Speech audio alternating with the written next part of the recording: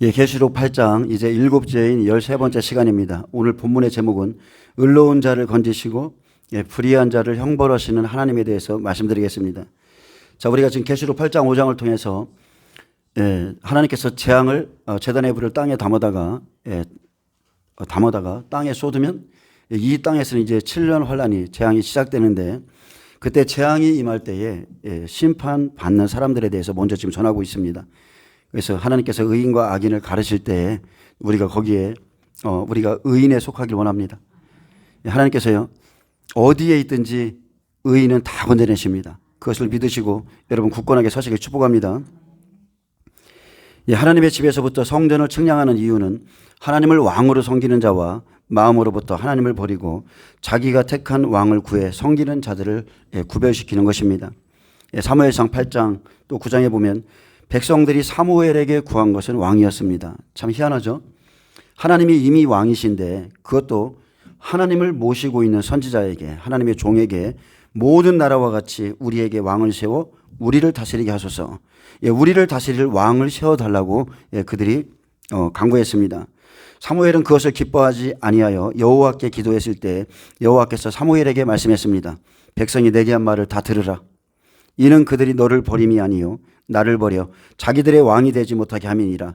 내가 그들을 애굽에서 인도하여 낸 날부터 오늘까지 그들이 모든 행사로 나를 버리고 다른 신들을 섬김같이 내게도 그리하는도다.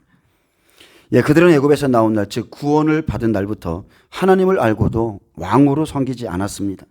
또한 그의 선지자 사무엘의 말을 듣지 않았으며 하나님을 버림같이 사무엘에게도 그러했습니다. 백성들이 먼저 하나님을 버리고 왕을 세워달라 했기에 그들이 원한 대로 왕으로 준 게 사울이죠. 그에게는 광야가 없었습니다. 그냥 하나님이 백성들이 원했기에 준수한 자, 용모가 출중한 자.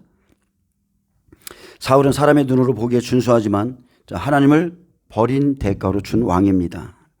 여러분, 악인은 악한 날에 세운다는 것을 아셔야 돼요. 자, 최종적으로 그를 세우신 분은 하나님이시죠. 여러분이 이것을 인정할 수 있습니까? 우리가 지금 이 시대에 대한민국의 대통령도 마찬가지입니다. 최종적으로 세우신 분은 하나님이세요. 그게 불법 선거를 했던 무엇을 했던 간에 최종적으로 지금 세워진 것은 하나님께서 하신 겁니다. 저는 그것을 인정합니다. 근데 우리가 자기의 의의가 살아있으면 이것을 인정할 수 없죠. 사무엘상 8장 11절에서 22절에 보면 사무엘이 왕을 요구하는 백성에게 여호와의 말씀을 전했습니다. 그가 너희들의 아들들을 데려다가, 자 여기 보세요. 그가 계속 그에 대해서 말해요. 너희들이 원하는 왕을 세우면 그가 너희에게 이렇게 할 거야. 그가 너희들의 아들들을 데려다가 그의 병거와 말을 어거하게 하리니 그들이 그 병거 앞에 달릴 것이며, 그가 또 너희의 아들들을 1000부장과 50부장을 삼을 것이며 자기 밭을 갈게 할 것이며 자기 추수를 하게 할 것이며 자기 무기와 병거의 장비도 만들게 할 것이며, 그가 또 너희의 딸들을 데려다가 향료 만드는 자와 요리하는 자와 떡 굽는 자로 삼을 것이며, 자 종을 삼겠다는 거죠. 다. 그가 또 너희의 밭과 포도원과 감람원에서 제일 좋은 것을 가져다가 자기의 신하들에게 줄 것이며, 그가 또 너희의 곡식과 포도원 소산의 11조를 거두어 자기의 관리와 신하들에게 줄 것이며, 그가 또 너희의 노비와 가장 아름다운 소년과 나귀들을 끌어다가 자기 일을 시킬 것이며, 너희의 양떼의 10분의 1을 거두어 가리니 너희가 그의 종이 될 것이라. 그날에 너희는 너희가 택한 왕으로 말미암아 부르짖을 때 그날에 여호와께서 너희에게 응답하지 아니시리라 하니, 백성이 사무엘의 말 듣기를 거절하여 이르되 아니로소이다. 우리도 왕이 있어야 되리니 우리도 다른 나라들 같이 왕이 우리를 다스리며 우리 앞에 나가서 우리의 싸움을 싸워야 할 것이니라 하는지라. 사무엘이 백성의 말을 다 듣고 여호와께 아뢰매 여호와께서 사무엘에게 이르시되 그들의 말을 들어 왕을 세우라 하시니, 사무엘이 이스라엘 사람들에게 이르되 너희는 각기 성읍으로 돌아가라 하니라. 자, 사람들이 원하는 왕이 세워지면 하나님께서 경고했습니다. 그가 얼마나 자기 백성을 압제할 것인지 말씀해 주셨지만 미련한 백성들이 사무엘의 말 듣기를 거절함으로 사울이 세워졌습니다. 이것은 지금 대한민국의 현실과도 같습니다. 미련한 종들, 미련한 성도들이 하나님이 세우신 대한민국에서 하나님을 버리고 사울과 같은 왕을 원했기에 주신 것이죠. 이 시대의 그리스도인들은요, 누가 적군이고 아군인지도 분별하지 못해요. 누가 하나님을 대적하고 있는지 그것조차도 분별하지 못해요. 그래서 미련한 이 백성들에게 악인을 세워주는 겁니다. 자, 사무엘 상하는 사울과 다윗을 통해서 사람의 종과 하나님의 종이 어떻게 세워지는가를 보여주고 있습니다. 하나님은 사람의 중심을 보시지만 백성들의 수준대로 그들이 원하는 왕을 그대로 세워주셨습니다. 그러나 그날에는, 자, 심판의 날이죠. 그날에는 그에 대한 상응한 대가가 있을 것이라 했습니다. 그것은 다른 게 아닙니다. 그들이 고통 속에 부르짖어도 하나님께서 응답하지 않는 것이죠. 잠언서의 말씀과 똑같죠. 그들이 그날에는 고통 중에 부르짖습니다. 그런데 하나님이 외면하시겠다는 거예요. 사울이 먼저 세워졌지만 그가 여호와의 말씀을 재차 버림으로 하나님이 그를 피하시고 또 하나님의 마음에 합한 다윗을 세워 각자의 믿음대로 분별력을 가지고 종들을 따라가게 했습니다. 기름 부음을 분별할 줄 그래서 종들을 따라가게 했는데, 자, 여러분, 마지막 때는 특별히 종들의 기름 부음을 분별할 줄 아셔야 됩니다. 아멘. 영적인 분별력이 있어야 돼요. 누가 하나님의 참종인가? 누구에게 기름 부음이 부어져 있는가? 기름 부음을 분별할 줄 아는 사람들은 성령이 떠난 사울을 버리고 다윗을 찾아서 광야로 모여들었고 그와 함께 고난받기를 원했으며 그가 왕으로 오를 때까지 아둘람굴에서 다윗과 함께 있고 많은 고난을 그와 함께 받았습니다. 그러나 사람을 우상처럼 섬긴 자들은 결국 버려진 사울과 함께 진멸될 것입니다. 사울의 창 그대로 있죠. 사울의 권력 그대로 있어요. 그러나 사울에게 하나님의 영이 떠났다는 것을 분별할 줄 아셔야 돼요. 하나님의 영이 떠났습니다. 근데 그의 위치, 그의 권력, 이것은 은혜 시대 때의 일이죠. 그 상태로 있어요. 그래서 이 사람이 하나님의 사람인 것 같지만 절대 그렇지 않습니다. 이미 하나님은 그를 버리셨어요. 여러분, 이것을 분별할 줄 아셔야 됩니다. 에스겔 8장에 보면 하나님께서는 예루살렘 성 안에서 여호와의 이름을 부르면서 우상 숭배하는 지도자들과 백성들이 실상은 자기 우상을 향해 예배하고 부르짖는 모습을 다 보여주셨죠. 이 모습은 바로 계시록 23장 7교회 안의 모습을 보여주신 것과 똑같습니다.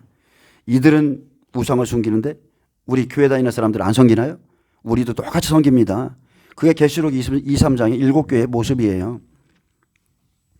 자, 그렇게 그들의 모습을 보여주시고 이제는 그들의 죄로 인해서 심판할 것인데 불쌍히 여기거나 긍휼히 여기지 않고 모든 사람을 심판할 것이라고 말씀했습니다.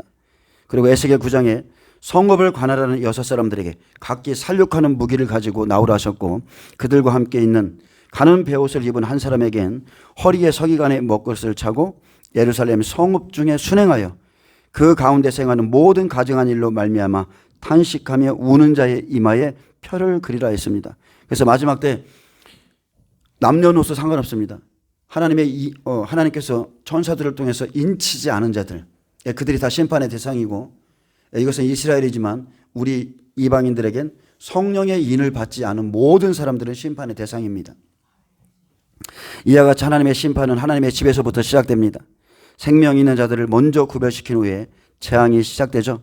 그래서 한 일회가 시작되면 7년 환란이 시작되면 두 증인과 천사들이 이 일을 감당합니다. 그리고 함께 있던 6사람에게 이르시길 너희는 그를 따라 성읍 중에 다니며 불쌍히 여기지 말며 긍휼을 베풀지 말고 늙은 자와 젊은 자와 처녀와 어린이와 여자를 다 죽이되 이마에 펴 있는 자에게는 가까이 하지 말라. 내 성소에서부터 시작할지니라 하셨고 그들이 성전 앞에 있는 늙은 자들로부터 시작하는 것을 보여주었습니다. 여기서 늙은 자들은 나이가 많다는 것보다는 직분이죠. 장로의 직분을 갖고 이런 직분들을 가진 자들, 하나님을 알만한 자들이 우상을 숭배했기 때문에 교회 안에서부터 성소에서부터 심판이 시작됩니다. 자, 가는 베옷을 입고 서기관의 먹그릇을 차고 이마에 표를 그리는 한 사람과 또 동시에 죽이는 무기를 든 6사람은 마지막 때 두 증인과 거짓 선지자들이 동시에 일하는 모습을 보여줍니다. 진리를 주고 비진리를 주고 여러분은 선택하셔야 돼요. 그래서 예수님께서 사람의 미혹을 받지 말라고 그랬습니다.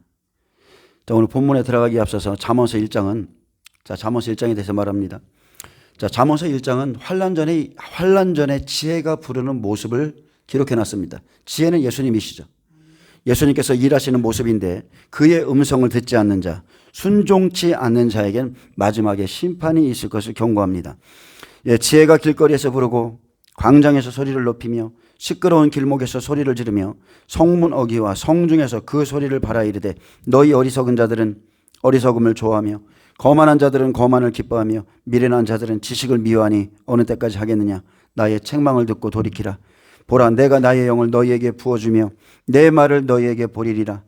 내가 불렀으나 너희가 듣기 싫어하였고 내가 손을 폈으나 돌아보는 자가 없었고 도리어 나의 모든 교훈을 미워하며 나의 책망을 받지 아니하였은즉.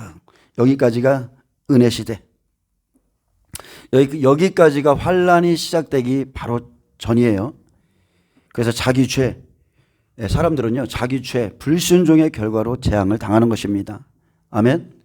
여러분, 지금은 얼마든지 우리가 회개하면 하나님께 성령 받을 수 있고 얼마든지 회개하면 자기의 죄를 다 사함받습니다. 근데 지금 계속 부르고 소리를 높이고 소리를 지르고 계신데도 돌이키지 않는 자들은, 자, 그 다음 절이죠. 너희가 재앙을 만날 때에 내가 웃을 것이며 너희에게 두려움이 임할 때에 내가 비웃으리라. 너희의 두려움이 광풍같이 임하겠고 너희의 재앙이 폭풍같이 이르겠고 너희에게 근심과 슬픔이 임하리니 그때에 너희가 나를 부르리라. 그래도 내가 대답하지 아니하겠고 부지런히 나를 찾으리라. 그래도 나를 만나지 못하리니 대저 너희가 지식을 미워하며 여호와 경외하기를 즐거워하지 아니하며 나의 교훈을 받지 아니하고 나의 모든 책망을 없이 여겼습니다. 어리석은 자의 태보는 자기를 죽이며 미련한 자의 안일은 자기를 멸망시키려니와 오직 내 말을 듣는 자는 평안히 살며 재앙의 두려움이 없이 안전하리라. 아멘. 좀 전에 사무엘에게 왕을 구했던 자들, 그 마지막에 똑같죠. 그들이 그날에는 여호와께 부르실지라도 대답하지 않겠다고 그랬습니다. 잠언서에도 마찬가지입니다.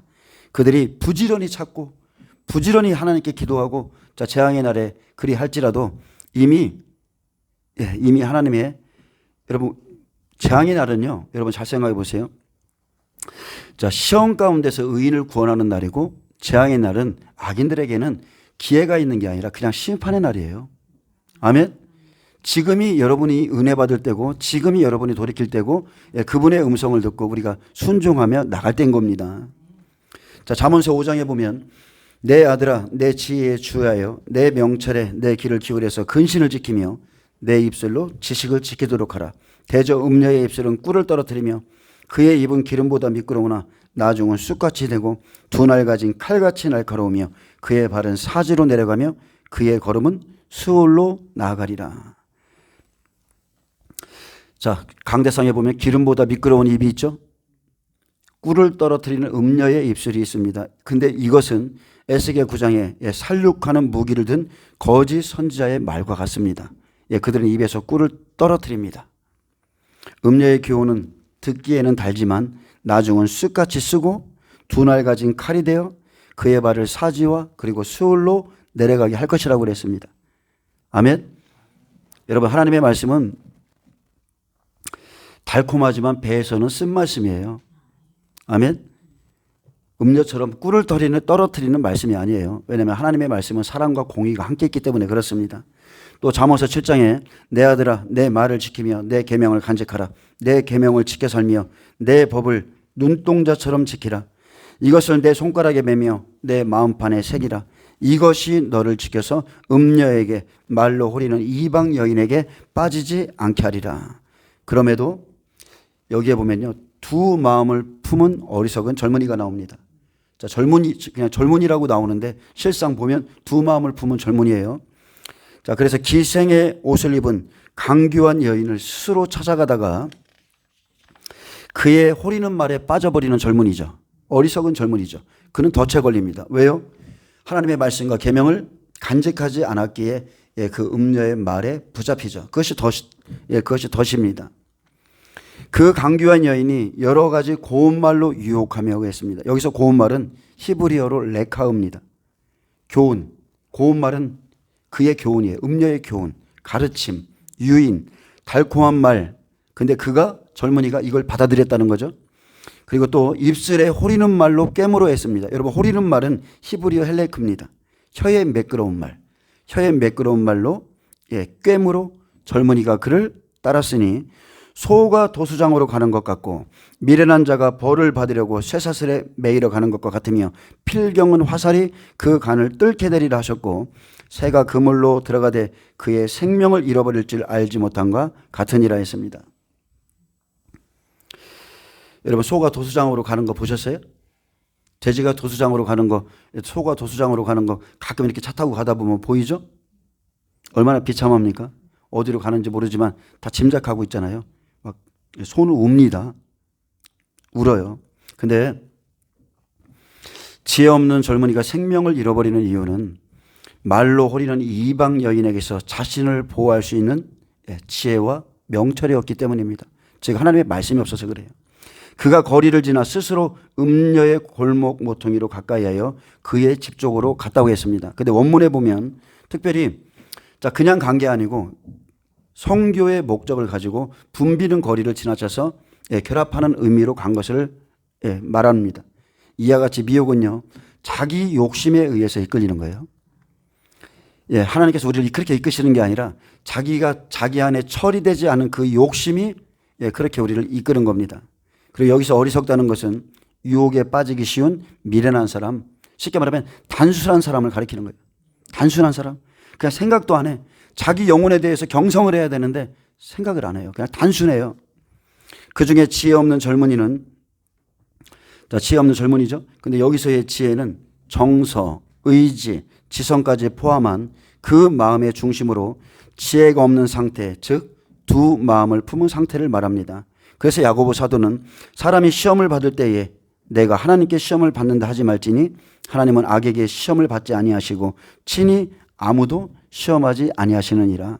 오직 각 사람이 시험을 받는 것은 자기 욕심에 끌려 미혹됨이라. 이렇게 선을 그어줬어요. 하나님이 나를 시험하시나 봐. 아닙니다. 하나님은 우리를 테스트하지만 자기 욕심에 끌려가는 거예요. 그래서 선을 딱 그어 주었고 두 마음을 품어 모든 일에 정함이 없는 사람들은 무엇이든지 죽게 얻기를 생각하지 말라 경고했습니다. 어리석은 자는 어둠에 다니길 좋아하죠. 그들은 빛보다는 어둠에 다니기를 기뻐합니다. 그래서 저물 때, 황혼 때, 깊은 밤, 흑암종이라 했습니다. 자, 황혼도 마찬가지예요. 저물 때든 황혼 때든 깊은 밤 다 어둠의 정점, 어두워질 때를 의미하는데 그때에 이렇게 젊은이가 밤에 다닐 때 그때에 기생의 옷을 입은 강귀한 여인이 그를 맞으니. 근데 여기서의 기생은 히브리어로 자나입니다. 즉 가늠하게 하는, 행음에 빠진, 즉 창기가 된 여자인데 영적으로는 영적으로 보면, 상징적으로 본다면 우상을 숨기는 여인이에요. 여호와를 섬기면서 우상을 함께 섬기는 여인. 그래서 기생은 여호와의 배우자로서 간주된 유다의 지도자들과 백성들을 말하는 겁니다. 그리고 여기서 강귀한 여인은 자신의 정체를 숨기고 보호하는 보존자, 파수자의 역할을 하는 음란한 여자로 지도자를 의미하죠. 그래서 이 여자는 항상 어디에 서 있었냐면 좀 전에 제가 읽어드렸죠. 지혜가 외치던 그 장소에 서 있는 거예요. 지혜가 외치던 장소. 예수님이 막 외치죠. 지혜가 외치죠. 어떤 때는 거리에서, 어떤 때는 광장에서, 어떤 때는 모퉁이 맞아 서서 지혜가 외치는데 그 자리에 서서 이 여인도 사람들을 기다린다는 거죠. 그러므로 예수님은 마지막 때의 징조로 사람의 미혹을 받지 않도록 주의하라 말씀했습니다. 그래서 지혜의 신 예수님께서 마지막 때를 준비하는 자들에게 권면하신 것은 그의 계명을 간직하고 지키라는 것입니다. 이제 아들들아, 내 말을 듣고 내 입의 말에 주의하라. 내 마음이 음녀의 길로 치우치지 말며 그 길에 미혹되지 말지어다. 대저 그가 많은 사람을 상하여 엎드려지게 하였나니 그에게 죽은 자가 허다하니라. 여러분, 음녀에게 걸리면, 거짓 선지자에게 걸리면 여러분 그 마지막은 사망이에요. 그의 집은 소울의 길이라 사망의 방으로 내려가느니라. 여러분, 영적 세계는 단순하게 말하면 빛과 어둠의 세계입니다. 내가 빛의 영역에 있느냐 어둠의 영역에 있느냐, 하나님께 있느냐 사탄에게 속해 있느냐죠. 영적 세계는 말씀의 세계입니다. 내 말이 내 말이 영이요 진리요 생명이라고 그랬죠.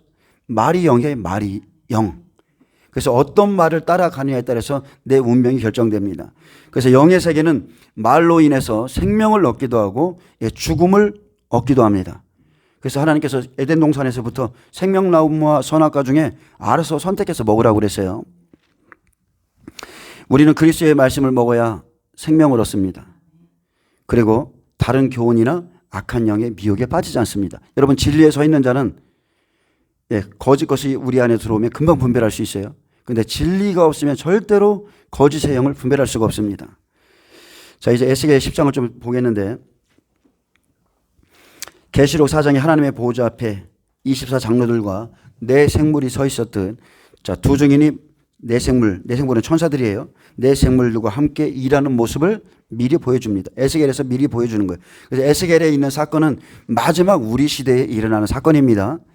자, 이에 내가 보니 그룹들 머리 궁창에 남보석 같은 것이 나타나는데, 이것은 계시록 4장에 있는 그 보호자의 모습과 똑같죠? 보호자의 형상이 있는 것 같더라.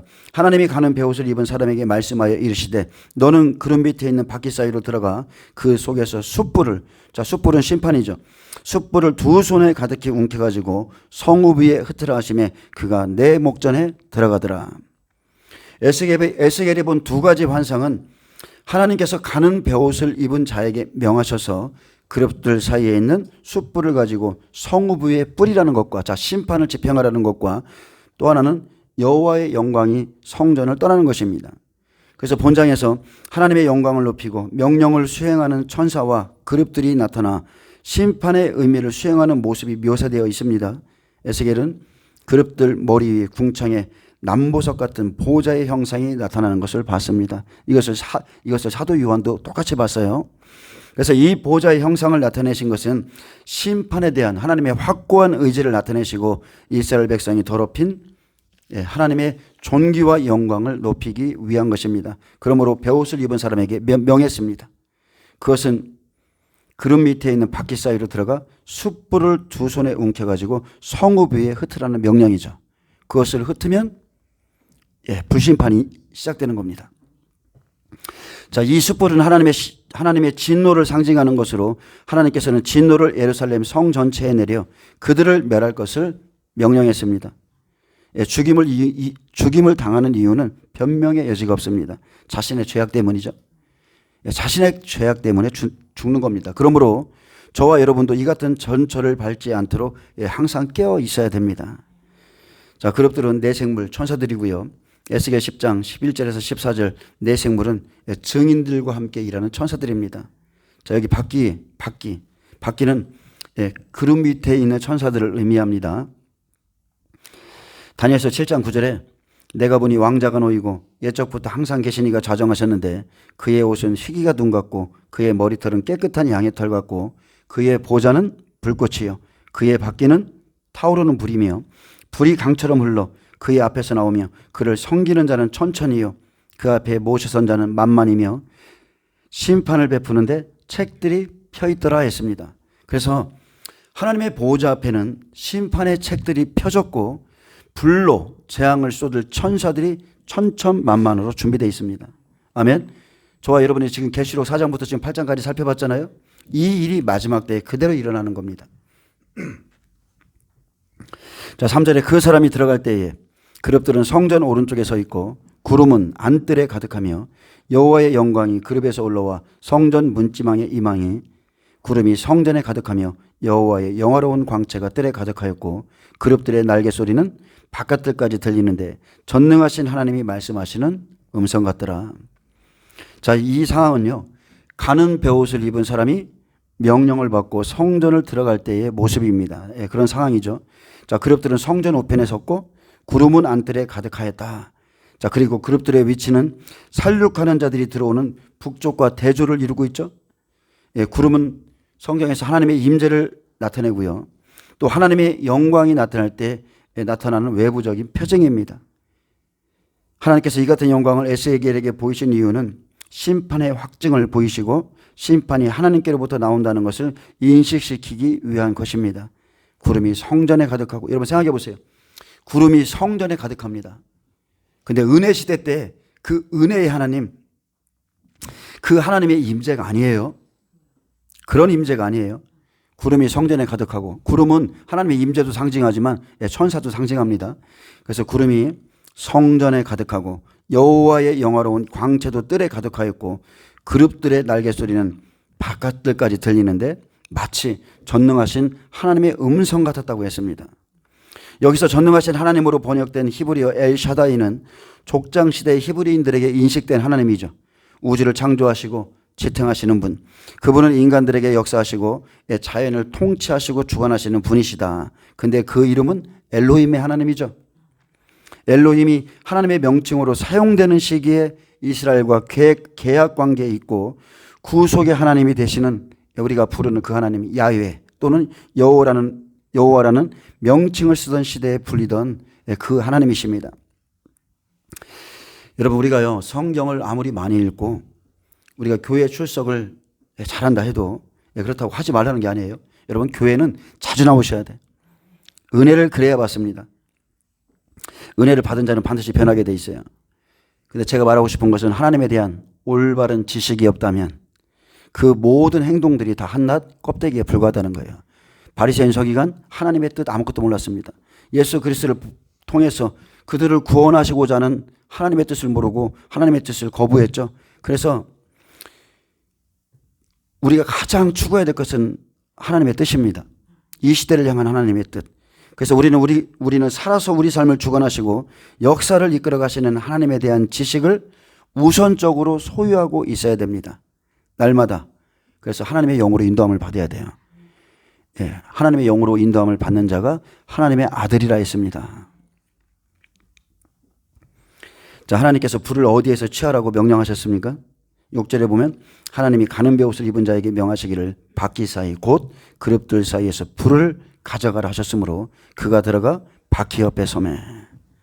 자, 하나님께서 가는 베옷을 입은 자에게 명하시기를, 자 마지막 때 두 증인에게 명하시기를 바퀴 사이 곧 그룹들 사이에서 불을 가져가라. 이 말씀은 증인들과 천사들이 함께 일하는 모습인데, 자 마지막 때 두 증인이 천사들과 함께 일하게 되는 모습입니다. 그리고 이 불은 성결과 심판을 상징하는 것으로 두 증인이 심판의 불을 취해서 나가요. 아멘. 그래서 두 증인은 하나님의 말씀을 그대로 선포하고, 자 재앙을 쏟는 천사들은 자 그들의 이마에 표를 그리고 기사와 이적을 행하죠. 구원받을 자들의 이마에 표를 그리고요. 그리고 기사와 이적을 행합니다. 천사는 마지막 때 두 증인의 말대로 움직입니다. 왜요? 두 증인이 가진 말씀이 하나님의 말씀이기 때문에. 그래서 이처럼 사역자는 하나님의 명령에 따라 움직이는 피조물일 뿐이며 하나님께서는 그 목적에 따라 그 도구들을 적절하게 사용하신다는 것을 아셔야 됩니다. 계시록 8장 5절에 천사가 향로를 가지고 제단에 불을 담아다가 땅에 쏟음에 우레와 음성과 번개와 지진이 나더라. 이 장면과 지금 말씀한 장면은 일치한다고 보시면 돼요.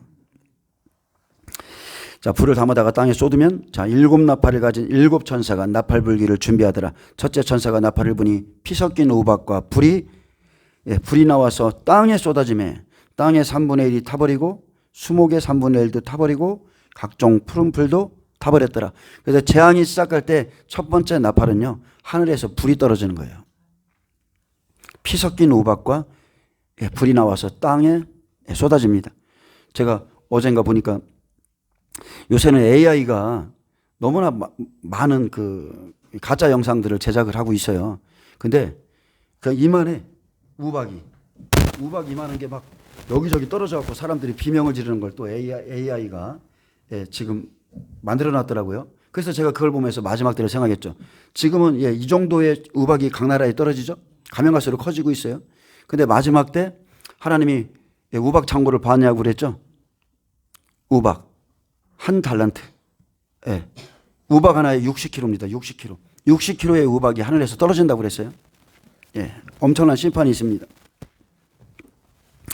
또 계시록 11장 5절에 자 천사들은 이런 일을 행하고 실제 증인들은 자 하나님의 말씀을 전하면 자 기사와 이적은 천사들이 행하죠.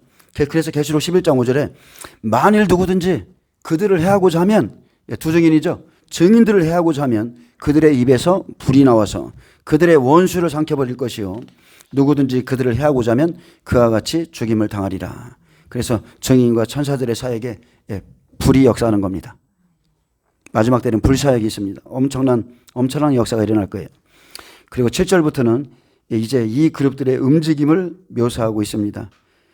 그 그룹이 그룹들 사이에서 손을 내밀어 그 그룹들 사이에 있는 불을 집어가는 베옷 입은 자의 손에 주매 그가 받아가지고 나가는데 그룹들의 날개 밑에 사람의 손 같은 것이 나타났더라. 내가 보니 그룹들 곁에 4바퀴가 있는데 이 그룹 곁에도 한 바퀴가 있고 저 그룹 곁에도 한 바퀴가 있으며 그 바퀴 모양은 황옥 같으며 그 모양은 넷이 똑같은데 마치 바퀴 안에 바퀴가 있는 것 같으며 그들이 나아갈 때는 영이 나아갈 때는 사방으로 몸을 돌리지 아니하고 나아가되 몸을 돌리지 아니하고 그 머리 향한 곳으로 나아가며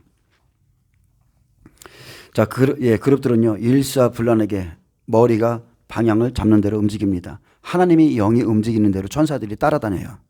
이처럼 이 세상의 피조물들은 창조주의 섭리에 따라서 순종합니다. 그런데 유독 인간만이 아니죠. 유독 인간만이 그 섭리에 반항하고 창조주의 뜻에 거스르는 행동을 합니다.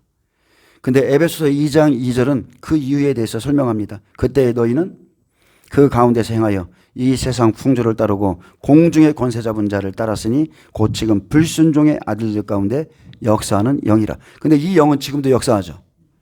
그래서 예수님을 믿어도 불순종의 영에 사로잡혀서 하나님의 말씀에 순종치 않는 사람들이 훨씬 많습니다.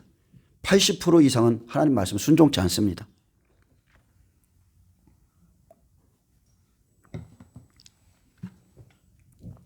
불순종의 아들들 가운데 역사하는 영, 공중의 권세 잡은 자, 이 세상 풍조를 따르게 하는 영.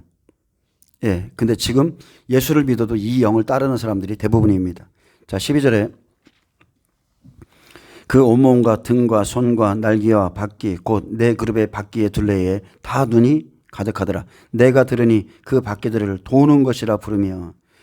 자, 1장 18절에 의하면 눈들은 바퀴의 둘레에 가득하다고 했는데 자, 본절에 보면 눈은 어디에나 가득하다고 하죠. 그 눈은 그룹의 온몸과 등과 손과 날개와 바퀴 곧 내 그룹의 바퀴 둘레에 가득했다 했습니다. 자, 이것은 다른 게 아니죠. 하나님의 통찰력에 대한 강조적인 표현으로 하나님께서는 이 세상의 모든 일을 감찰하신다는 것을 보여주고 있습니다. 하나님의 7영, 7눈이 있죠. 하나님의 눈은 온 땅을 두루 감찰하세요. 자, 인간은 인간의 눈을 쉽게 속일 수 있습니다. 인간은 인간의 눈을 속여서 피할 수 있지만 절대로 하나님의 눈은 속일 수 없고 반드시 그에 대한 대가를 받게 됩니다. 자, 14절에 그룹들에게는 각기 4면이 있는데 첫째 면은 그룹의 얼굴이요, 둘째 면은 사람의 얼굴이요, 셋째는 사자의 얼굴이요, 넷째는 독수리의 얼굴이더라. 자, 이것은 사복음서에 나오는 모습이죠. 본절에는 그룹들의 4면 중에 첫 면이 그룹의 얼굴이라 기록되어 있고 사람, 사자, 독수리의 얼굴인데 자, 에스겔 1장 10절은 소의 얼굴로 기록되어 있죠. 자, 얼굴이 하나 바뀌었어요. 자, 하나님께서 이 그룹의 형상을 강조하고 계신 것은 이제 그들을 통해서 이스라엘 백성을 심판하시기 때문에 그렇습니다. 보좌에는 뭐가 있어요? 내 생물과 24장로가 있습니다. 심판의 때에는 내 생물이 움직여요. 자, 15절 그룹들이 올라가니 그들은 내가 그발 강가에서 보던 생물이라. 그룹들이 나아갈 때는 바퀴도 그 곁에서 나아가고 그룹들이 날개를 들고 땅에서 올라가려 할 때에도 바퀴가 그 곁에서 떠나지 아니하며 17절에 보면 그들이 서면 이들도 서고 그들이 올라가면 이들도 함께 올라가니 이는 생물의 영이 바퀴 가운데 있음이더라. 여호와의 영광이 성전 문지방을 떠나서 그룹들 위에 머무르니 그룹들이 날개를 들고 내 눈앞에 땅에서 올라가는데 그들이 나갈 때에 바퀴도 그 곁에서 함께하더라. 그들이 여호와의 전으로 들어가는 동물에 머물고 이스라엘 하나님의 영광이 그 위에 덮였더라. 자, 20절에 보면 그것은 내가 그발 강가에서 보던 이스라엘 하나님 아래에 있던 생물이라. 그들이 그룹인 줄을 내가 아니라. 자, 그룹들은 하나님 보호자 앞에서 섬기는 존재들이죠. 각기 내 얼굴과 내 날개가 있으며 날개 밑에는 사람의 손 형상이 있으니 그 얼굴의 형상은 내가 그발 강가에서 보던 얼굴이며 그 모양과 그 몸도 그러하며 각기 곧게 앞으로 가더라. 자, 에스겔을 통해서 자, 심판에 대해서 미리 보여주셨죠. 여기서 나오는 가는 베옷을 입은 자, 그가 다니면서 사람들의 이마에 인을 치고요. 그리고 살육하는 무기를 든 자가 따라다니듯이 마지막 때에 똑같습니다. 자, 마지막 때 두 증인은 계시록에 나오는 네 생물과 네 천사들과 함께 일하고요.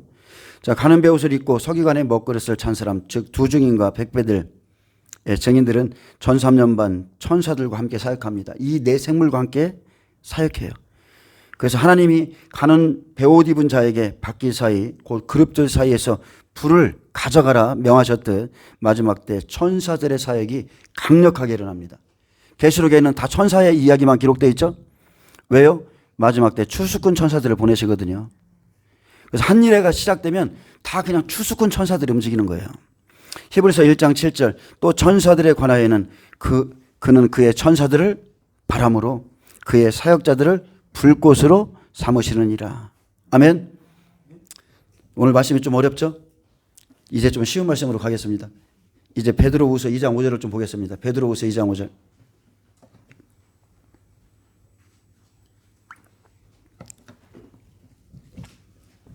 베드로후서 데살로니가 후서는 예수님께서 오시기 전에 타락한 세상의 모습을 다 보여주고 있죠. 자, 베드로후서 2장 5절에서 9절에 보면 의로운 롯에 대해서 증거합니다. 자, 심판 때에 하나님이 누구를 증거한다고요? 의로운 롯, 의로운 사람. 하나님은 한 사람의 의인이라도 다 건지고 그 다음에 불로 심판하실 것을 말씀했습니다.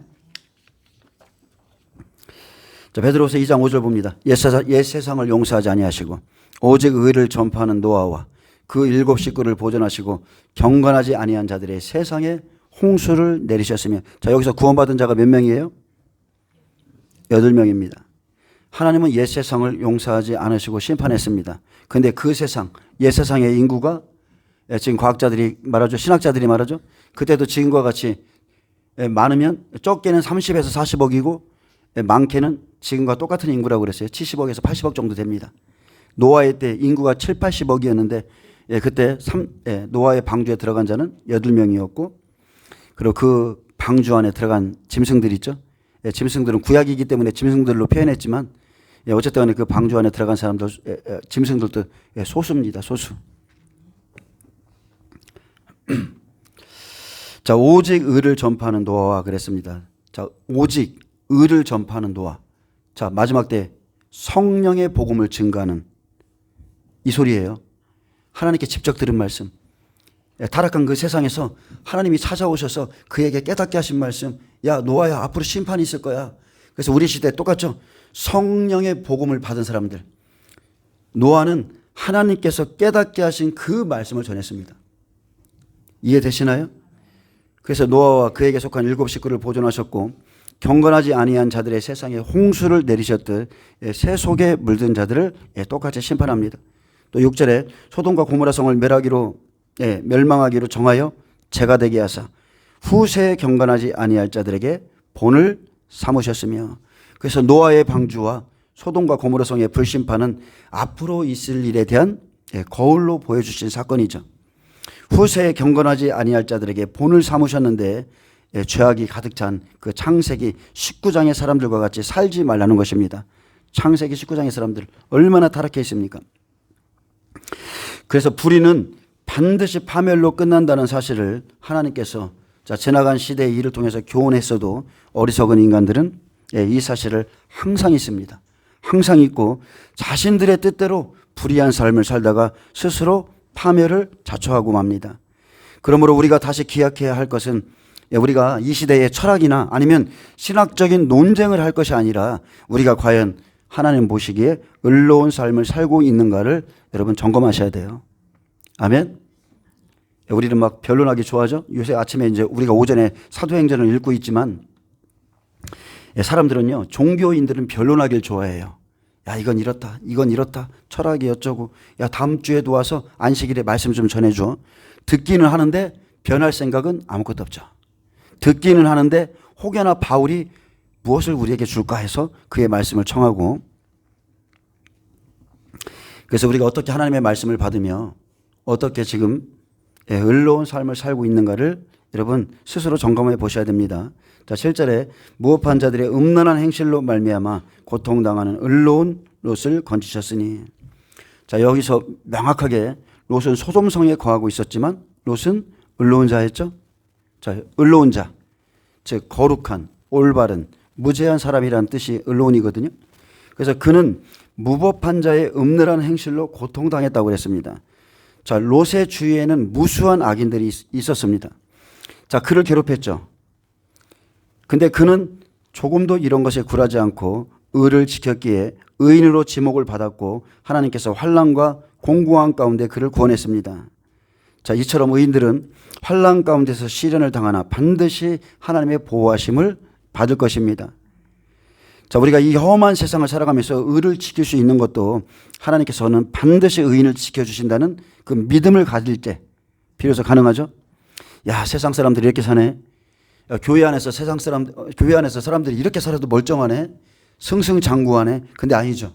마지막에 심판이 있고 의인을 지켜주실 거란 그 확고한 믿음이 있을 때 우리가 그 어려운 가운데서도 의를 지킬 수 있는 거예요. 여러분, 소돔성의 사람들은요, 무법하다고 그랬어요. 즉, 하나님의 법이 없어서 자기 영혼에 거울이 없는 겁니다. 법이 없으면, 말씀이 없으면 무엇이 죄인 줄을 몰라요. 그러므로 자기 멋대로, 자기 중심대로 살며 성령이 깨닫게 하시는 은혜도 없기에 자, 음란한 행실이 그 도시와 그들을 사로잡았죠. 디모데후서 3장 4절에 보면 쾌락 사랑하기를 하나님 사랑하는 것보다 더하며 그랬습니다. 자, 하나님 사랑해요. 이 사람들 하나님 사랑한다니까요. 근데 쾌락을 사랑하는 것을 하나님 사랑하는 것보다 조금 더 사랑한다는 거죠. 시온아, 바위나 시몬아, 네가 이 사람들보다 나를 더 사랑하느냐. 여러분, 그 더의 문제입니다. 더 사랑하느냐. 더 사랑하면 그것이 우상 숭배자입니다. 그러나 롯은 소돔성에서조차 그들과 전혀 다른 삶을 살았기에 심판 중에 의로운 롯을 건지셨습니다. 자, 롯이 고통받았던 게 뭐예요? 8절에 나와 있습니다. 롯이 무슨 고통을 당했는가? 이는 이 의인이 그들 중에 거하여 날마다 저 불법한 행실을 보고 들음으로 그 의로운 심령이 상함이라. 롯은 그 성에서 불법한 자들의 행실을 보면서 생명을 위해서 우는 자, 탄식하며 생명 때문에 탄식하며 우는 자였습니다. 그는 믿음의 60배, 100배, 60배, 30배가 있다면 그는 믿음의 60배예요. 자, 그의 의로운 심령이 상하게 된 것은 다른 게 아니죠. 그 성읍에서 일어나는 불법한 행실을 날마다 보고 들었기 때문이죠. 저 역시 마찬가지입니다. 전 정권과 지금 정권의 국회에서 일어나는 일을 보면 정말로 미칠 것 같은, 여러분도 마찬가지잖아요. 그 불법한 행실을 보면서 자기들의 멋대로 법을 다 뜯어고치고 원하는 대로 꽝꽝꽝 때리고 원하는 사람들, 이런 거를 보면서 여러분 너무 상하죠. 마음이 상해서 하나님 앞에 기도할 수밖에 없는 거예요. 근데 그가 소돔성에 살게 된 것은 완전히 자신의 뜻에 따른 것이죠. 네가 좌하면 내가 우하고 네가 우하면 내가 좌할게. 근데 롯이 눈을 들어서 보니까 자, 소돔성이 심판받기 전이었기 때문에 에덴 동산같이 아름다웠다고 그랬어요. 그래서 그 보이는 것을 따라갔거든요. 근데 우리가 영적으로 본다면 하나님이 그를 보내신 거죠. 아브라함과 갈라서 그 소돔성에 어쨌든 간에 의인이 들어가야 복음이 전해지잖아요. 그래서 집어넣지만 문맥으로 본다면 자신의 뜻에 따른 것이지만 소돔성의 사람들의 그 불의한 행위로 인해서 결국 심령의 상처를 입어서 기진맥진하게 되었다는 겁니다. 계속 불법한 일이 바로잡아지지도 않고 계속 이런 일이 일어나면 의로운 사람들의 심령 상해요. 상할 수밖에 없습니다. 지금 그리스도인들이 이 마음을 갖고서 광야문에 다 가는 겁니다. 그는 자신의 잘못된 선택과 주위의 사람들의 죄악으로 인해 하루도 마음 편할 날이 없이 매일매일이 고통으로 점철되어 있었습니다. 이것은 선을 추구하고 이웃을 사랑해야만 하는 성도들이 느껴야만 하는 고통이죠. 선을 추구하고 악을 미워하는 성도들이 느껴야만 하는 고통이 이런 고통이에요. 이런 고통. 불법이 성행하는 것. 하나님을 모독해도 불법이 성행해도 어떻게 할 수 없는 이 상황이 고통인 것입니다. 그러므로 성도들은요, 늘 죄에 대해서 이런 나라 안에 있어도 지금 이런 일이 있어도 죄에 대해서 경각심을 잃지 말고 자신의 선을 향한 마음을 더욱 예민케 해야 되고요. 동시에 이웃에 대한 사랑을 잊지 마셔야 됩니다. 아멘. 가장 좋은 이웃 사랑은 다른 게 아니죠. 복음 전하는 겁니다. 온전한 복음을 전해주는 게 그것이 가장 큰 이웃 사랑이에요. 자, 9절에 주께서 경건한 자는 시험에서 건지실 줄 아시고 불의한 자는 형벌 아래에 두어 심판 날까지 지키시며. 자, 불의한 자들 형벌 아래에 두었다고 그랬어요. 심판 날까지 지키신다. 뭐 천사들도 마찬가지지만 불법을 행한 천사들, 자, 하나님께서 지금 가두어두고 지키고 계시죠. 근데 그것뿐만이 아니고 우리가 바리새인 서기관들에게 예수님이 말씀하신 것처럼 너희는 나 있는 곳에 오지 못해. 이미 이 땅에 살아가면서 심판을 받은 자들이 있어요. 너희는 나 있는 곳에 오지 못해. 너희 죄 가운데 있다가 너희가 그 죄 가운데서 죽을 거야. 지금 교회 안에 이렇게 이미 하나님한테 형벌을 받은 사람들이 있어요.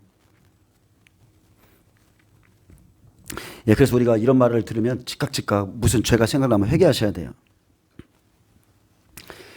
주께서 경건한 자는 시험에서 건지실 줄 아시고 했습니다.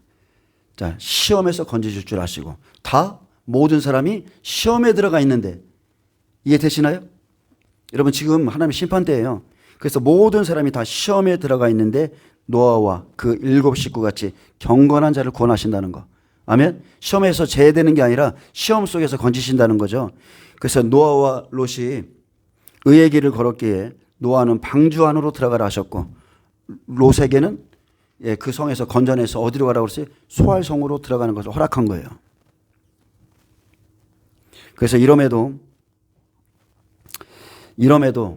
자, 이렇게 우리에게 지금 마지막 때 영혼의 거울로 이런 것들을 지금 보이시고 계시는데 이럼에도 자, 우리가 생명을 위해서 간구하지 않는 것은요. 그 사람이 생명으로 살고자 하는 마음이 없는 것입니다. 뭐 더 이상 얘기할 거 없습니다. 그 사람이 생명으로 가고자 하는 그 진짜 마음이었기 때문에 그 사람 심판의 말씀을 전해도 기도하지 않아요.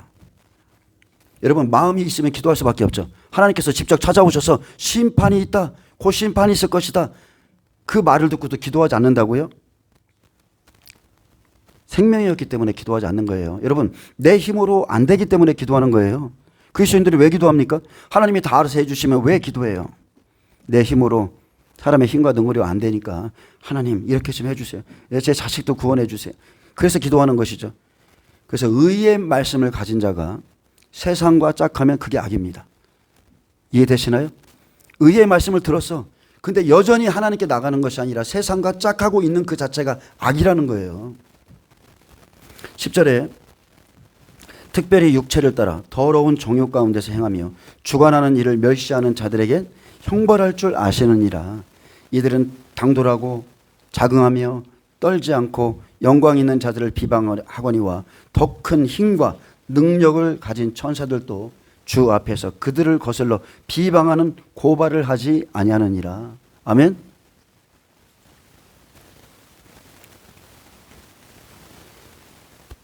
불의한 거짓 선지자들과 여기서 거짓 선생들의 교만이 어느 정도였는가를 여기서 잘 나타내고 있죠. 이들은 당돌합니다. 자긍하고 떨지도 않고 영광 있는 자들을 비방해요. 하나님이 세우신 자들 다 비방하고 또 주관하는 일을 멸시하고 이 사람들에게는 두려운 것이 없어요. 그들은 더러운 정욕 가운데서 행하면서도 주관하는 일을 멸시하고 있었습니다. 주관하는 일을 어떻게 멸시합니까? 어떻게 멸시하는 거예요? 자신을 절제하지 못하고 자, 거짓 선지자들이 거짓 선생들이 자신을 절제하지 못하고 육체의 욕망을 충족시키기 위해서 방탕한 생활을 실상하고 있으면서도 스스로 의로운 자처럼 행동함으로 주관하는 일을 멸시했다는 거예요. 이해되십니까? 근데 그들에게는 특별한 심판과 형벌이 기다리고 있죠. 이 시대에 유명하신 지금 대형교회 목사님도 지금 계속 나오잖아요. 겉으로는 거룩한 척 하는데 뒤에서 7년 동안 외도하고 불법하고 이런 일들이 하나님을 멸시하였다는 거죠. 주관하는 자를 멸시하였다는 거죠. 야고보 사도가 뭐라고 권면했습니까? 너희는 선생된 우리가 더 큰 심판을 받을 줄 알고 선생이 많이 되지 말라고 그랬습니다. 너희는 선생이 되지 말라. 우리가 더 큰 심판을 받는다. 근데 그들은 담대합니다. 고집스러워서 떨지 않고 영광 있는 자들을 비방하고 회방할 정도로 아나무인이 되어갑니다. 아나무인이죠. 그들은 하나님께 도전할 정도로 무모한 마음을 갖고 있었고 어떤 희생을 치르더라도 자신의 이득만을 추구하는 이기주의자들입니다. 따라서 그들은 이 같은 죄로 인해서 범죄한 천사들과 같은 운명에 처하게 될 것입니다. 자, 이와 같은 모습은 세상에 속한 자의 전형적인 모습이죠. 세상에 속해 있기 때문에 그런 거예요. 그래서 계시록에서는 다른 게 아니에요. 심판. 계시록에서 심판받는 사람들은 뭐예요? 땅에 거하는 자, 땅에 속한 자, 이들이 심판받는다고 그랬어요. 하늘에 속한 사람들은 하나님의 말씀을 따르게 돼 있습니다. 그러므로 그들은 하나님의 음성을 들을 수 없을 뿐더러 구원도 받을 수 없는 처지로 전락하고 말았습니다. 여러분, 하나님의 눈길 한번 생각해 보세요. 하나님의 눈길이 어디 있을까요? 자, 하나님의 눈길은 의인을 떠나지 않으시죠. 근데 반대로 본다면 하나님의 눈길은 예수 그리스도께서 강림하실 때까지 그들이 행한 죄악의 보상을 위해서 떠나지 않으시고 그날에 불의한 자는 이제 하나님께서 육체적으로 정신적 고통으로 주시는 정신적 고통으로 괴로워하게 할 겁니다. 이해되시나요? 하나님의 눈은 의인도 향하시지만 심판의 보상을 위해서 여전히 악인들의 모습도 다 보고 있다는 거죠. 여러분, 하나님의 임재 사모하시죠? 다 사모하시죠? 근데 악인에게, 그들에게는 하나님의 임재, 그것이 심판이라는 거예요. 이해되십니까? 여러분, 하나님이 지금 은혜 시대 때는 우리에게 불로, 꺼지지 않는 불로 우리 안에 임하셔도 우리를 태우지 않는 그 거룩한 불이지만 심판의 날에 그분의 임재는 그 자체가 곧 심판이라는 거예요. 지금은 우리가 날마다 하나님의 임재를 사모합니다. 주님, 우리에게 기름 부어 주옵소서. 주님을 사모합니다. 근데 그날엔 주관하시는 이의 권위를 무시하고 자신들의 주장과 견해를 끊임없이 내세우며 적극적으로 교회를 어지럽힌 악인들이 기대할 것이라고는 영원한 멸망밖에 없습니다. 그러나 의를 실천하며 살아가는 자는 하나님의 보호하신 가운데 모든 시험에서 구원을 얻게 될 것이라 했습니다. 아멘. 그러나 지금 여러분 심판의 말씀을 듣고 있지만 분명히 이보다 더 좋은 소망이 우리에게 있다고 그랬어요. 여러분, 하나님의 구원을 기대하시길 바랍니다. 자, 그들보다 더 큰 힘과 능력을 가진 천사들도 주 앞에서 그들을 거슬러 모독하거나 비방하는 고발을 하지 아니하는데 하물며 거짓 선지자나 거짓 선생들의 태도는 교만하기 그지없었죠. 모세의 시체를 놓고서 그저 사탄과 분쟁할 때 미가엘 천사도요, 여호와께서 너를 책망하시기를 원한다고만 했어요. 얼마든지 정죄하고 고발할 수 있는데 천사들은 그렇게 못해요.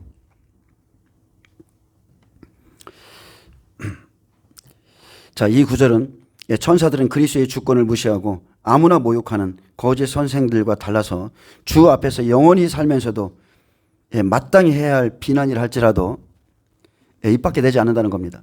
천사는 알면서 그들의 허물 다 알아요. 비난할 수 있어. 그런데 하지 않아요. 입 밖에 내지 않는다는 의미를 담고 있습니다. 이게 천사들입니다. 하나님의 천사들이에요. 자, 아무 흠이 없고 죄악된 인간들의 부패상을 파헤쳐서 고발하고 비난할 수도 있던 천사들조차, 천사들은 우리의 모든 행위를 다 기록하고 있잖아요. 우리에 대해서 너무 잘 알아. 근데 이 천사들은 절대로 우리를 고발하거나 그렇게 하지 않습니다. 그래서 하나님 앞에서 함부로 입을 열지 않는다는 사실은, 자, 천사들조차 이렇게 하는데, 자, 이 사실은 하나님 앞에서 너무나 쉽게 교회를 판단하고 형제를 정죄하고 마치 거짓 선생들처럼 양심의 꺼리낌 없이 말을 꺼내는 오늘의 우리에게, 오늘날 교회의 모습에게 좋은 귀감이 되는 겁니다. 이해되시죠? 얼마나 많은 사람들이 믿는 자가 바깥에 나가서 식당이나 이런 데 가가지고 어디 교회 이렇고 어디 종이 이렇고 세상 사람들 앞에서, 여러분, 그것은 범죄하는 거예요. 침묵하셔야 돼요. 이 말이 얼마나 마지막에 심판을 받는지에 대해서 우리가 알아야 돼요. 성도들은 거룩한 것과 존귀한 것을 업신여기는 말과 행동을 하나님 앞에 보이지 말아야 됩니다. 왜냐하면 그것이 곧 자신의 사악함을 드러내는 말과 행동이고 자신의 죄악을 누적시키는 결과를 초래하기 때문이죠. 왜 사람들이 비난하고 정죄합니까? 다른 게 없습니다. 자신이 의롭거든요. 자신은 의롭다고 생각하거든. 내가 죄인이라고 늘 생각하는 자가 누군가를 정죄합니까? 아니죠. 그래서 전도서 7장 16절에 지나치게 의인이 되지 말며 지나치게 지혜자도 되지 말라. 어찌하여 스스로 패망하게 하겠느냐. 너무 지혜자가 되고 너무 의인이 되면 스스로 패망합니다. 자기 의 때문에 패망해요. 바리새인 서기관들 자기 의 때문에 죽은 거예요. 나는 옳고 나는 저들과 같지 아니합니다. 하나님 앞에 기도할 때도 그렇게 하죠. 나는 저들과 같지 아니합니다. 이것은 자기의 의를 앞세워서 타인을 비판하고 판단하는 독선적인 태도를 경계하라는 뜻입니다. 여러분, 자기의 의가 강하면요, 결국 자기 꾀에 빠지게 됩니다. 자기 잘남을 초래하는 자기 의는 여러분 선악과와 똑같습니다. 선악과. 이것은 옳아, 이것은 잘못됐어. 이 판단 기준이 누구에게 있어요? 자기에게서 나온다니까. 내가 보기에 옳아, 내가 보기에 이 교회는 좋고 내가 보기에 이 교회 나빠. 자기 의예요.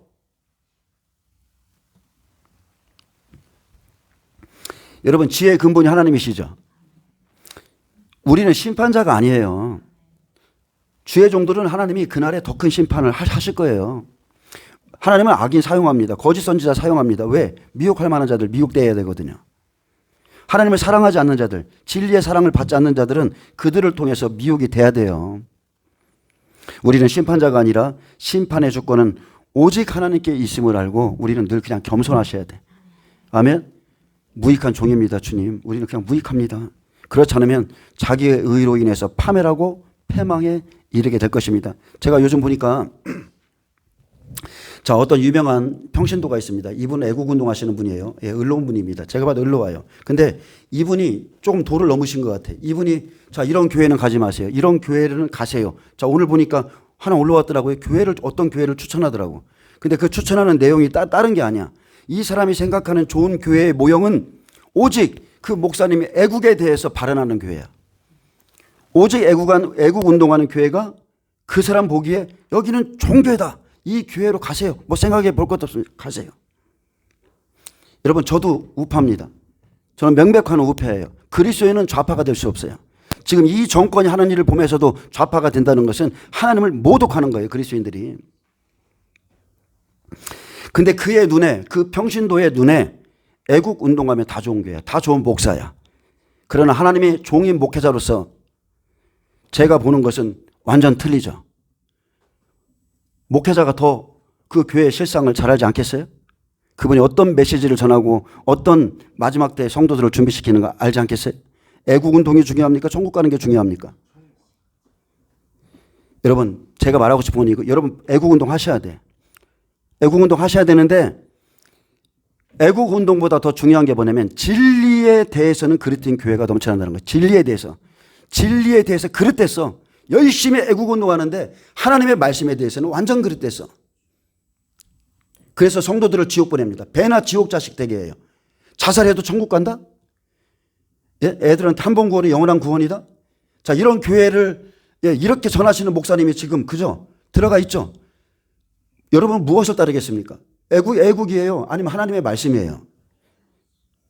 우리는요, 오직 길과 진리를 통해서 생명을 얻고 그분의 나라에 들어가는 거예요. 그분의 말씀대로 행하지 않고 살지 않으면 누구든지 지옥 갑니다. 교회는 누가 추천해서 가는 게 아니에요. 교회는 그런 곳이 아니야. 너무나 진짜 교회를 잘못 알고 있어. 교회는 하나님의 영이 인도하는 곳이에요. 예수님의 말씀처럼 내 아버지께서 이끌지 아니하시면 내게 올 자가 아무도 없다고 그랬어요. 교회는 아버지께서 이끌지 않으면 올 수가 없어요. 그래서 우리가 교회 안에 있는 것은 엄청난 일이죠. 아버지께서 우리를 이끌어 놓으셨다는 거예요. 사람이 자기 주관을 가지고 자기의 의를 가지고 교회를 추천해서 되는 게 아니라는 거예요. 여기가 좋은 교회라고요? 어림없는 소리지. 그것은 자기 주관이지. 여러분, 생명을 얻고자 하는 자는 생명 있는 교회로 인도함을 받고요. 그죠? 그리고 다른 것을 원하고 있다면 다른 것을 주는 그 교회로 하나님이 인도하시는 거예요. 저는 예수님 만나고 나서 오직 저의 모든 초점은 천국밖에 없어요. 이 땅이 아니에요. 내 나라는 이곳에 속한 것이 아니에요. 말라기 2장 7절에 뭐라 하겠습니까? 제사장들을 하나님께서 책망하시면서 말라기 2장 7절에 제사장의 입술은 지식을 지켜야 하겠고 사람들은 그의 입에서, 자, 주의 종의 입에서 무엇을 구하라고요? 율법을 구하게 되어야 할 것이니 제사장은 만군의 여호와의 사자가 됨이거늘 너희는 옳은 길에서 떠나 많은 사람을 율법에 거스르게 하는도다. 만군의 여호와가 이르노니 너희가 레위의 언약을 깨트렸느니라. 저와 하나님이 맺은 언약은 계명밖에 없어요. 아멘. 주의 종들과 하나님과 맺은 언약은 계명으로 맺어진 거예요. 예수님이 십자가에서 피 흘렸잖아요. 그분이 하신 말씀을, 그것을 사실이라고 언약했잖아요. 저는 그래서 예수님의 말씀만 전하면 돼. 그러면 저에게는 심판이 없는데 목회자가 세상 소리에 오고 선하게 관계된 말을 전하고, 그죠? 여러분, 그것은 하나님과의 언약을 깨트린 거예요. 그렇게 해서 천국 가는 게 아닙니다.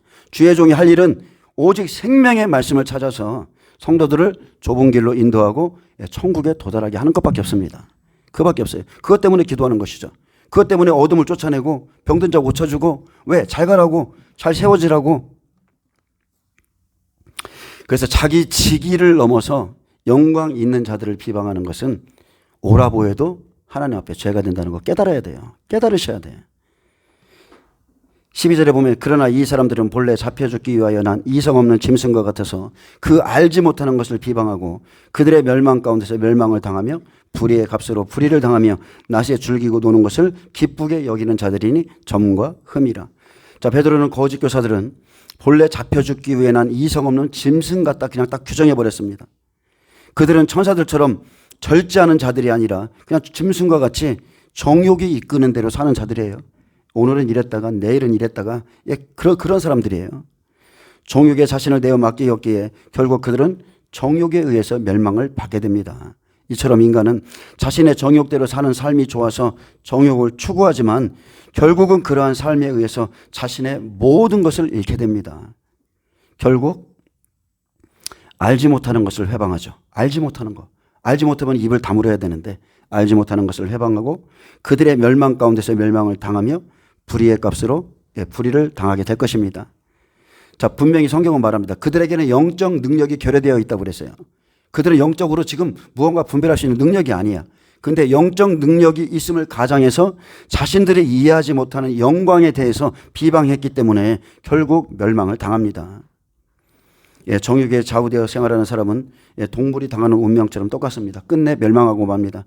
분명히 성경은, 자, 깨닫지 못하는 자는 멸망하는 짐승과 같다고 그랬습니다. 여러분, 하나님의 말씀을 깨달으셔야 돼요. 아무리 구원을 받았어도 깨닫지 못하는 자는 멸망하는 짐승 같다 했습니다. 스스로 자멸하고 말죠. 자, 그러나 이제 반대로, 자, 주께서 경건한 자는 시험에서 건지신다는 거. 건지십니다. 하나님은 노아와 그 7 식구 건지셨죠. 다니엘 건지셨죠. 다니엘의 세 친구 건져내셨죠. 풀무불, 그리고 사자굴 속에 들어갔는데 다 건져내셨고요. 욥과 같이 그 어려운 시험에서 다 건져내셨고. 그러니까 우리 하나님은 항상 시험에서 건져내신 하나님이세요. 시험에 들어가기 전, 야, 너희는 시험에 안 들어가. 너희는 시험을 면할 거야. 그게 아니죠. 시험 가운데서 하나님이 건져주시겠다는 약속하시는 하나님이세요. 자, 이처럼 의인일지라도, 자, 성경에는 우리가 모두가 다 시험에 들어갈 것이라 했고 하나님은 그 시험 중에서 경건한 자를 건지시는 분이십니다. 시험 중에 의인은 건지시고 악인은 그냥 심판하는 게 하나님의 공의예요. 아멘. 그래서 지금 우리가 준비하는 시간이잖아요. 지금은 은혜 시대 마지막입니다.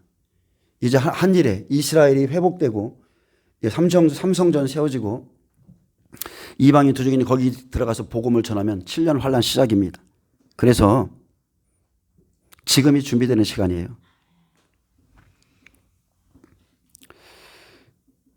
아브라함은 소돔성의 멸망이 시작될 것을 하나님으로부터 들었습니다. 네 조카가 있는 그 소돔성이 멸망할 거야. 하나님으로부터 들었어요. 어떻게 했습니까? 아브라함이 즉시 그 성에 살던 조카 롯과 의인들의 생명을 위해서 간구하기 시작했죠. 조카만 놓고 간구한 게 아니에요. 소돔성에 주님, 의인 50명이 있으면, 40명이 있으면, 30명이 있으면, 그렇게 해서 결국은 마지막에 10명만 있어도 그래, 내가 멸망시키지 않겠다. 겨우 그 약속을 받았는데 그 성에 의인이 3명 있었습니다. 3명. 그 의인들도 그 안에서 빠져나오기까지 사람들에 의해서 많은 고난을 받았고 불이 하늘에서 쏟아질 때에 겨우 구원받았습니다. 하물며 나오다가 그의 롯의 처는 뒤돌아보고 또 구원을 이뤘죠. 롯의 사위들 복음 다 들었어요. 심판의 복음. 농담으로 여겼습니다. 롯은 그 성문에 재판관으로 앉아있던 자였어요. 재판관으로 앉아있던 자, 의로운 자였습니다. 자, 그렇다면 우리를 좀 살펴볼까요? 예수님께서 사대교회에 뭐라고 그랬습니까? 야, 너희 교회에는 몇 명만이 지금 흰옷을 입고 있다. 그래서 이기는 자에게는 흰옷을 입게 해줄게 그랬어요. 너희 교회는 몇 명만, 너희는 살았다는 이름만 가졌지 다 죽은 자야. 그러면서 그 교회 안에서 몇 명만이 흰옷을 더럽히지 아니하였다고 그랬어요. 그래서 그들은 나와 함께 다니리니 그들은 합당한 자인 영고라 그렇게 말씀했습니다. 여러분, 이 환란에 들어가기 전에 이 주님이 인정하는 이 의로움이 있어야 돼요. 아멘. 노아에게 그랬잖아요. 당대의 의인이라, 욥에게 당대의 의인이라 이와 같은 자가 없다. 똑같습니다. 사대교회에 똑같이 우리에게 말해주는 거예요.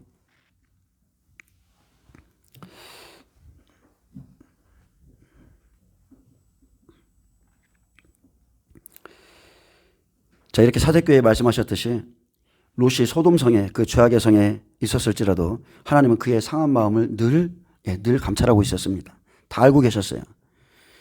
온 세상을 홍수로 심판하실 것이라 노아에게 말씀하신 그 하나님이, 또 소돔성의 심판의 날을 아브라함에게 말씀해 주신 그 하나님이 이 시대 의인들에게 말씀을 할까요, 안 할까요?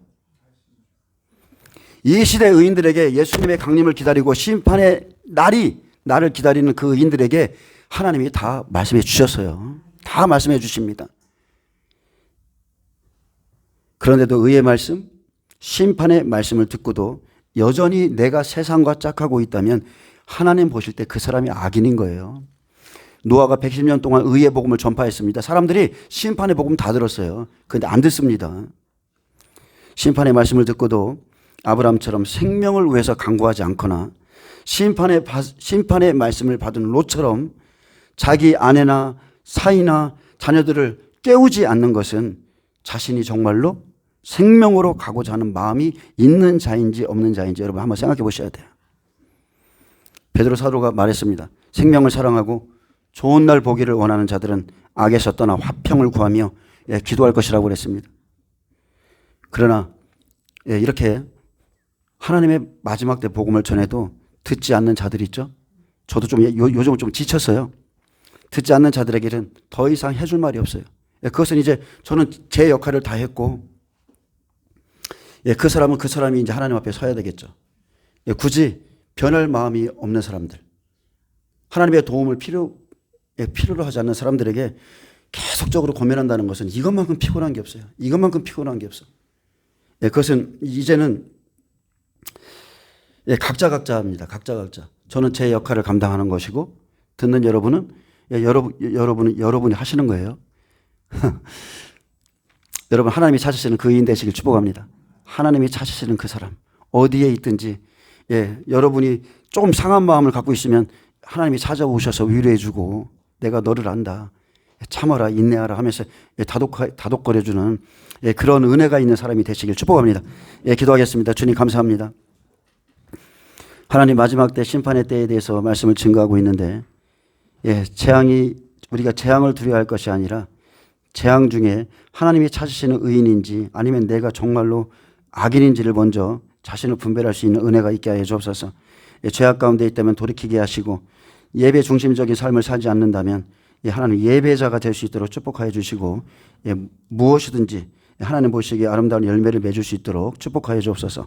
감사하며 예수님의 이름으로 기도합니다. 아멘. 하나님께 영광 박수 올려드립니다.